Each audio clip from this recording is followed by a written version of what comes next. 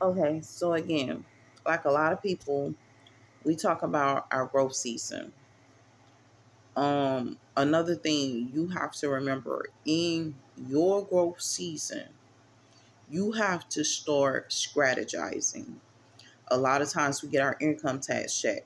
We get in $10,000 or whatever the case may be. 10,000 is not a lot of money, but it is enough money to actually say, I'm going to make an executive decision to sustain myself for a certain period of time. During your sustaining period, okay, so you may choose, okay, I get my income tax check. I'm either going to do one or two things. I'm going to either start looking into a mortgage if I have an apartment. I'm going to start looking into a mortgage. If I have a house, I'm going to start looking into ways to sustain the house. Okay, so this may mean me putting up a storage pantry. Okay, why is it good to have a storehouse or storage pantry? I need a storage pantry because I can't run to the store every 5 minutes. I don't know when the store is going to shut down. How much water do I have per person if we don't get water in for a whole year into our community? How much food do I have to sustain my family if the stores become non-operational? Um, what kind of plans am I making to sustain my household? And I tell people this all the time. Okay, you can make your plans to sustain your household. Now you got to make plans also to protect your household, because certain people aren't going to do what you do. But knowing that you do it, they break into your home. They break into your residence trying to steal. They don't want to buy groceries, but they want your groceries. They don't want to sustain themselves, but they want your sustainability. So they will come in, they will steal, they will take, they will um befriend your family and neighbors so that they are a constant facial figure that the people see around there, and they're saying that they're connected with you and they are not. So you have to start working on ways to protect yourself from these type of people, because these type of people are thieves. They're into hoism, they into stealing, they into lying. They worship these gods that are idol to God. They worship things that we do not worship here in America or in any other country, because my God is the God of all countries. So I know for a fact these people worship alternative gods that are not in accordance with our God. So when I know this, I'm sitting up here, I'm like, okay, I know these people don't want well for our people. So I have to protect myself against them because they don't like me, because I'm a God-fearing person. I have never seen in a season like this where they hate God so much. They want the art of the covenant, but they don't want God. They don't want to implement the word of God. They don't want Jesus. Jesus is the implementation of the word of God in the flesh. And you being who you are, I don't care where you are. As long as you repping Jesus, as long as you proclaiming Jesus, as long as you crying out Jesus. And when I say crying out Jesus, crying out is just not saying Jesus, Jesus, Jesus, Jesus. No, you cry out Jesus with your actions. You cry out Jesus with what you're doing every day. You cry out Jesus with your behavior patterns. So if their behavior is unbecoming and they don't want God, they're trying to destroy everything that you're doing, because they know God taught you to prepare yourself. Oh, don't worry about tomorrow. You know what I'm saying? The same way God clothed the grass, He clothed you. That's for when you don't have nothing.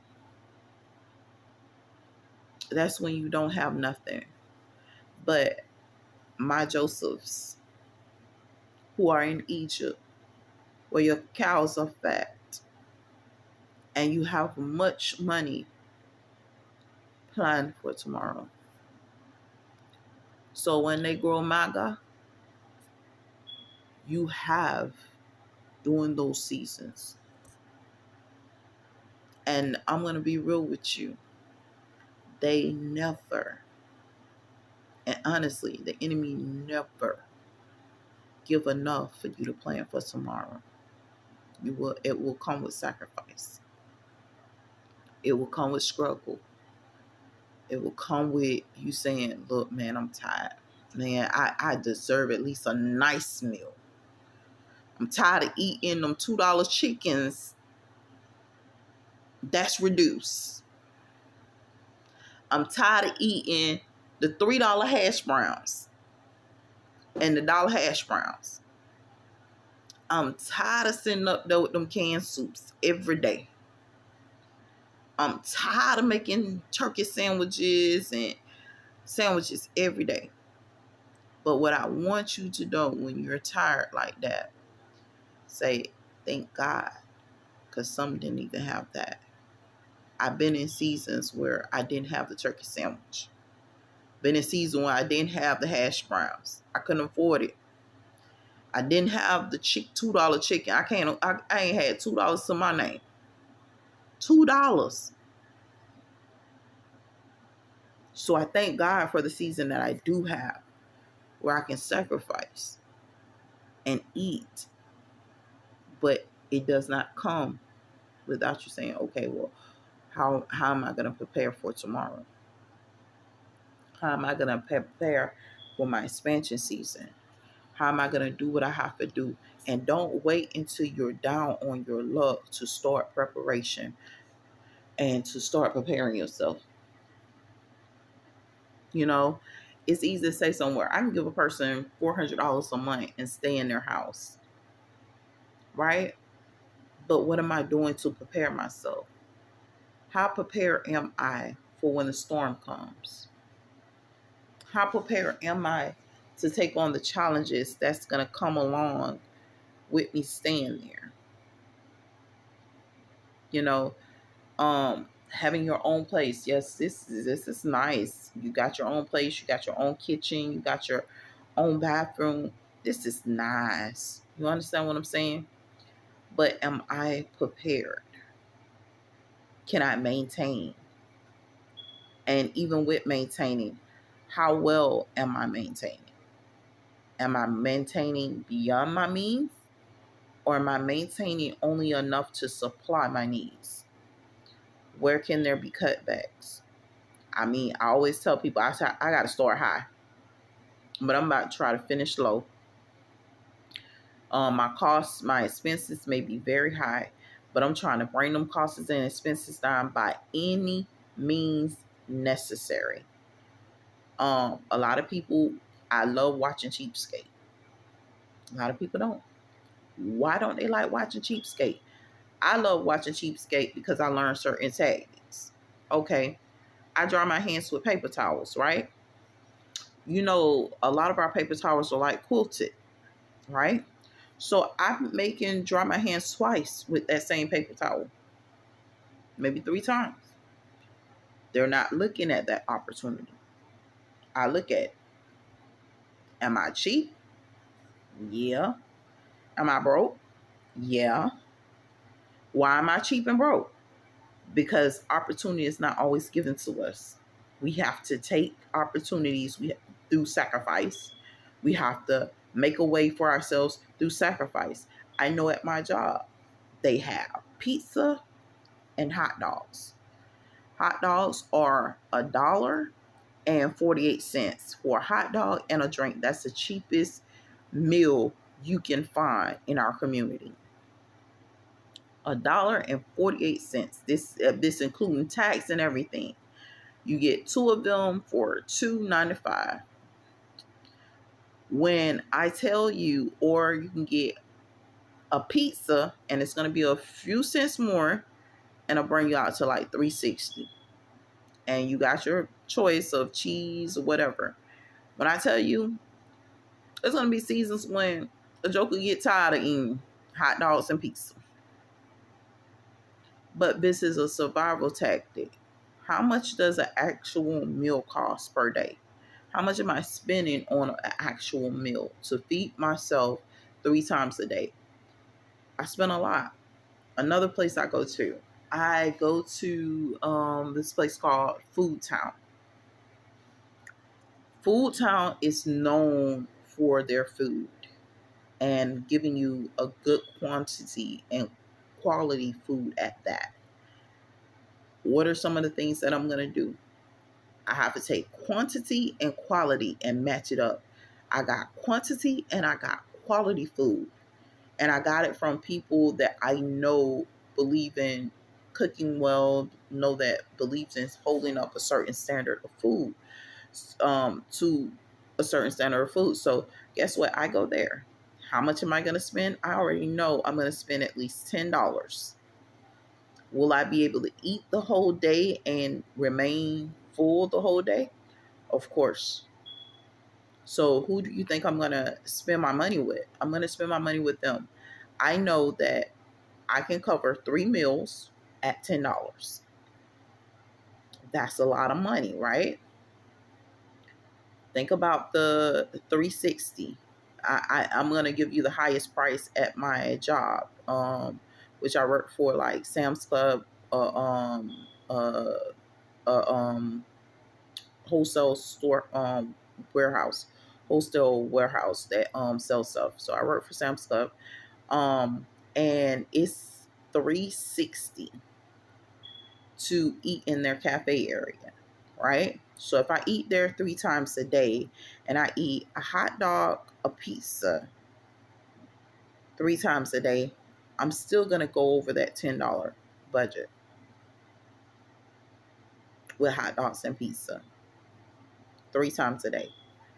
Or I may sit up there and I may budget and bring it all the way down to $3. I may go under where I eat 2 hot dogs. And those 2 hot dogs are going to cost me $3, and I get maybe spend 9, and I have everything that I want. I have a drink. I have 2 hot dogs. In fact, I have 2 drinks and 2 hot dogs. So it's all about how you manipulate your money, how you spend your money, and how you engineer in your high seasons. Are you planning? No one is going to give you anything. I'm going to be real with you. My mom signed off for my brothers on my car at Beach Cars. This is old school stuff. Beach Cars used to be in West Palm Beach on Military. Signed off for both my brothers to get a car. I had to earn mine. I bought my first car with my money. Mommy didn't sign off on nothing. I had to get it on my own. Everything that I have ever got that lasts and stand the test of times, it was through me engineering and ensuring that I get it on my own. Yeah, of course, mom will go with you. Dad will go with you. Family will go with you and say, oh yeah, this one's going to be a good one. That one will work. Or you can buy it directly from your family or whatever. But at the end of the day, I will have nothing if I don't engineer my own, if I don't work for my own, if I don't do what it takes to have my own. My biggest fall was a couple of years ago. I was dating this guy. And I remember this guy because I'm like, hey, I'm getting ready to start my nonprofit organization. I'm in school. I'm working corrections. And I'm sitting up here and I'm saying, okay, I got to let something go. I don't feel like I'm retaining the material of like me going to school for accounting. I felt like I'm not retaining anything. Like I'm just going to school and I'm just being dumb. So not feeling like I'm getting the full retention, I said, you know what? I'm going to resign from my job, my position. I'm going to tell them I'm not working there anymore. And I was in the process of becoming a lieutenant at that time. And I told them, I was like, look, I'm going to resign. I'm getting ready to start my own business and everything. And I remember the guy was like, yeah, go do what you got to do. I got you. I got you. And I was like, look, it's going to take me about a year. Can you cover me for this year? Can you take care of everything in here? What is your? And he was like, yeah, I got you. I got you. Ended up homeless, ended up with nothing, ended up going through.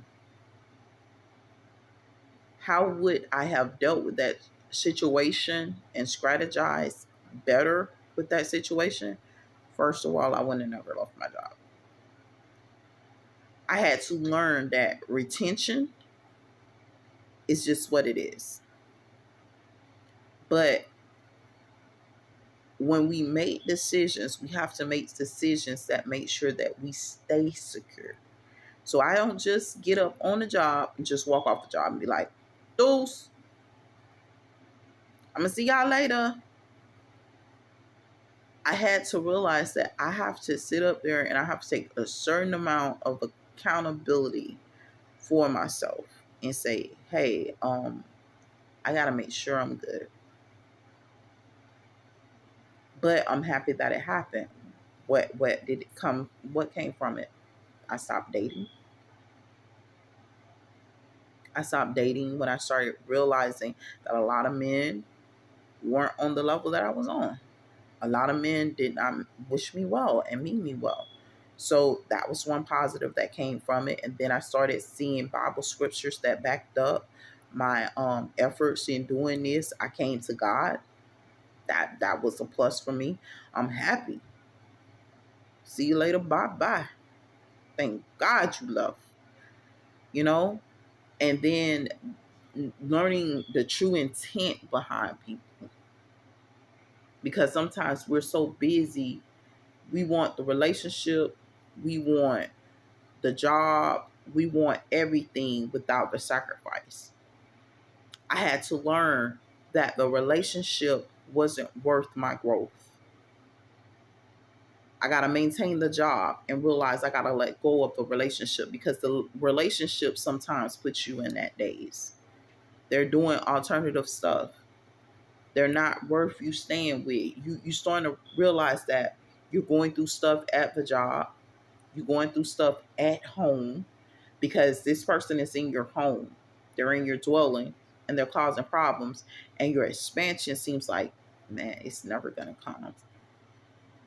I don't feel like I'm growing. I don't feel like I'm getting what I need, you know. And part of the reason why you're not getting what you need is too many things that are attached to you that are ciphering because they trifling. So they ciphering blessings.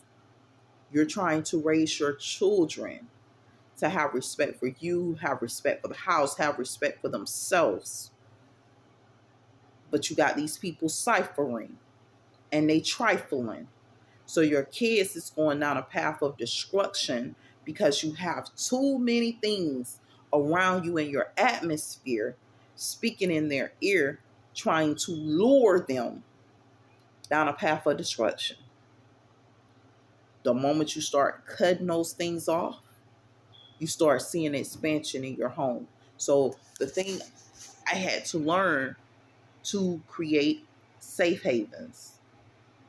What is a safe haven? I want a safe haven. I want a safe place for my family. I want a safe place for my children. I want a safe place for myself. Nobody can enter unless I give them a key. Pay attention. I don't like landlords with my key. I don't like maintenance people with my key. If you want to come into the home, come in while I'm there.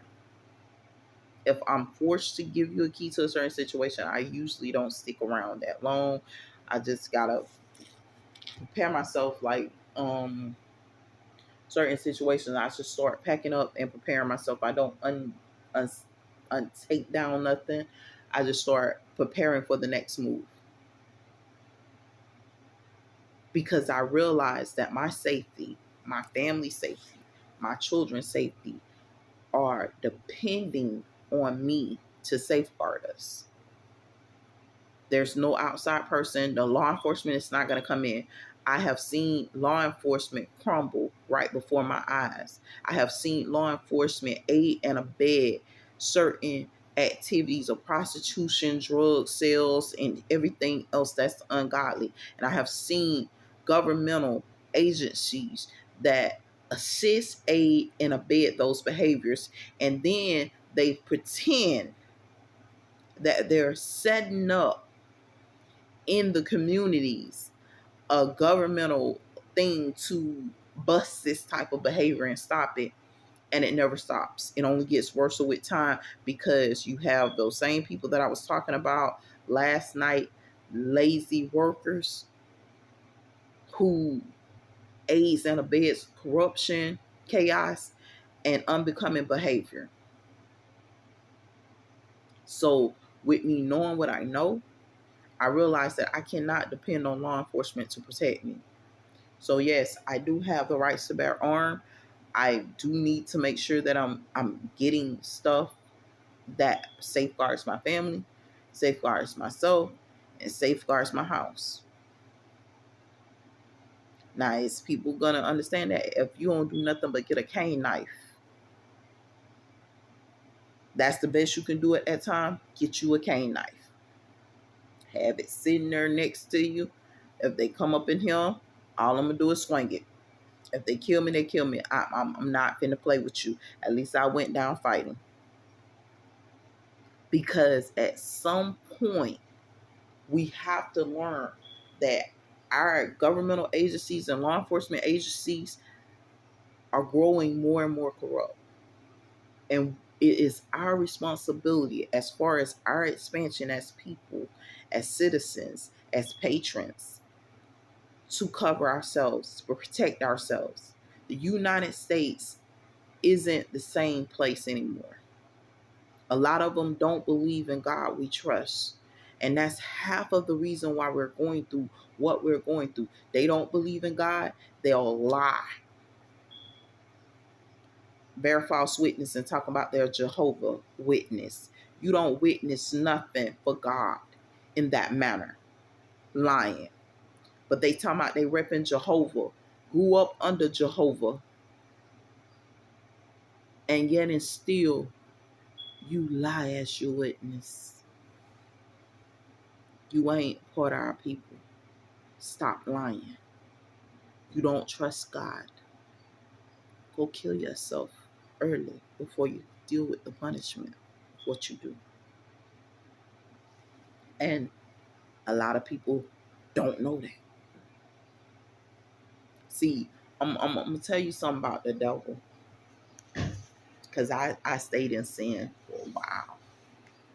Hid up under sin. When I say it was sin, even though they were minor sins, I don't care how small my sin was, I had to pay for the punishment of them. But I'm going to tell you how the devil works. The devil ain't going to allow you to know that you're going through problems. You're going to think you good. You ain't going to even feel the punishment. The devil don't allow you to feel that. You don't realize that you were going through punishment until you come back to God. That's when you start getting that hurt. Because you be too dumb to realize you went through punishment. When I say dumb, I mean dumb. Go stupid. You don't even realize you dealt with that hurt. That you was just trying to cope with the hurt. Because when I say it hurt, it hurt. And a joke ain't got no sympathy nowadays. So I tell people all the time, I say, be careful. Be careful. Serve God faithfully. This is your only protection. If you find something wrong with serving God and worshiping God, and you don't see nothing wrong with hoism, and you being aired out and your tail hole being ripped from one end of from your vagina to your tail hole, and you don't see nothing wrong with men bleeding anally, and you don't see nothing wrong with your lifestyle being all changed and people trying to act like they slave masters over you, And you don't see nothing wrong with you stealing from everybody only to not have enough after you stole everything, because you constantly got to keep stealing. If you don't see nothing wrong with, even when your bank account on full, you have an urge to go steal more, gluttony, greed, if you don't see like the fact that you twitch, I'm dead serious, bro. Cause y'all don't know where I come from. Y'all don't know the life I live. You twitch cause you know you can prey on a joker to try to stop yourself from preying on. You start twitching in that mother. Cause you have became the actual predator. You are alpha predator. You ain't just an alpha, you are alpha predator. And they like easy for the taking, and you gotta sit up there and you gotta stop yourself from taking.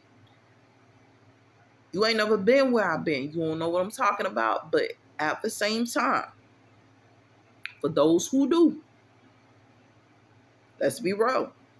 You know you go real. Be careful. Serve God. Be good. Welcome your expansion. Forgive yourself.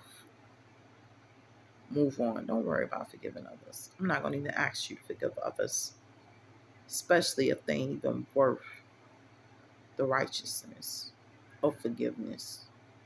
Just do what you got to do. Hopefully these words encourage you guys. Stay blessed. Stay covered. Do right.